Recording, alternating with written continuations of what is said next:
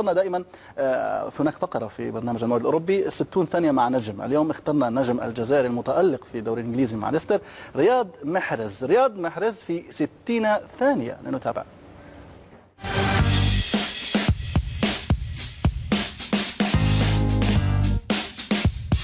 Riyad Mahrez in 1 minute. Give me one word to describe Claudio Ranieri.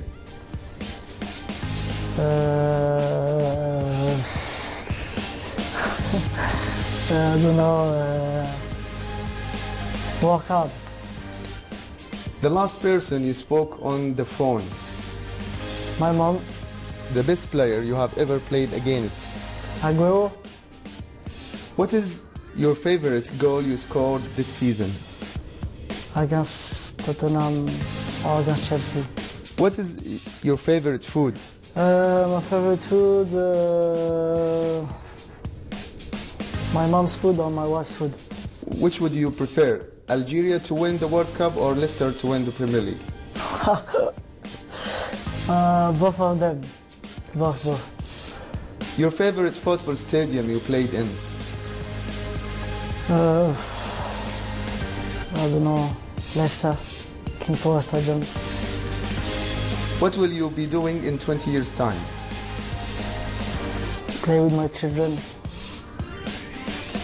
If you could sign any player for Leicester, who will it be? Messi. Any word you know in Arabic? Everything. I can salam alaikum. Everything. I can. I don't know what to say. Just salam alaikum. That's it.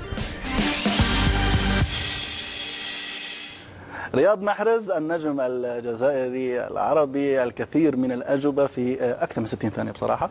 يعني قيمة رياض محرز يعني بصراحة موسم خرافي. لعيب كبير رياض، واللي عجبني فيه ان هو بيتطور. يعني الموسم الماضي كان لعيب مختلف تماما، كان واضح ان هو لعيب مميز، لكن ارقامه الموسم ده اثبتت ان هو فعلا يقدر ان هو يلعب في اكبر انديه العالم. برضه نقطه الشخصيه مهمه جدا، انا حاسس ان شخصيته قويه جوه الملعب. بيلعب وهو بيستمتع. يعني لو ماتشات كتيره جدا تحس ان رياض بيستمتع وهو بيلعب، ودي نقطه مهمه جدا، ان هو دخل في الفيز ده، دخل في المرحله دي من الاستمتاع وانت بتلعب. دي نقطه مهمه جدا.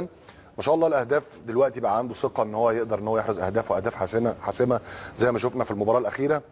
فاتمنى ان هو يفكر كويس جدا قبل الخطوه اللي جايه، لان الخطوه اللي جايه مهمه جدا. طبعا انت صرحت تصريح في احدى الاستوديوهات في الدوري الانجليزي الممتاز، بعد ما صرحت على تويتر وسائل الاتصال الاجتماعي الكل يعني لم يفك عن تداولها. نتابع اولا وثم نعود لميدو.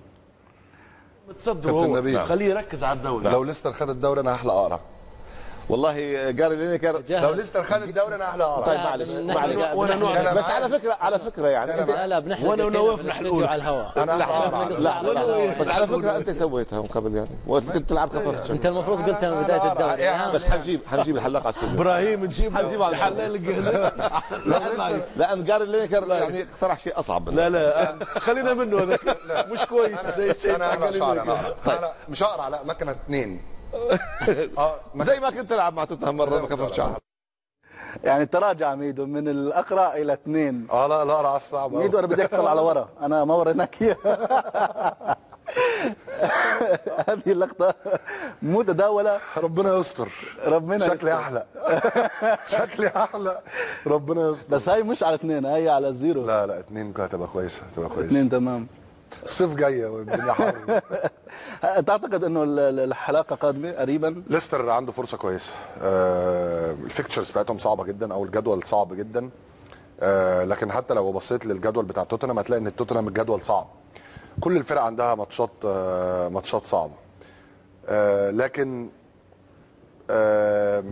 انا الفرق ان انا حاسس ان ليستر لو وقعوا في مباراه او اتغلبوا في مباراه ممكن ان هم ما يقدروش تباونس باك، يعني ما يقدروش ان هم يرجعوا مره ثانيه. لكن لو المباراه دي اتاخرت ليستر هيبقى عندهم فرصه كبيره انهم ياخدوا الدوري. السير أليكس سوف يحصلوا على اللقب قبل 3 مواسم، والناس تنتظر هل ميدو، يعني صار الموضوع مش انه ليستر حياخذ الدوري، هل ميدو حيحلق على الاقرع ام لا؟ طبعا هذه من النوع احلى في الاستوديو على فكره.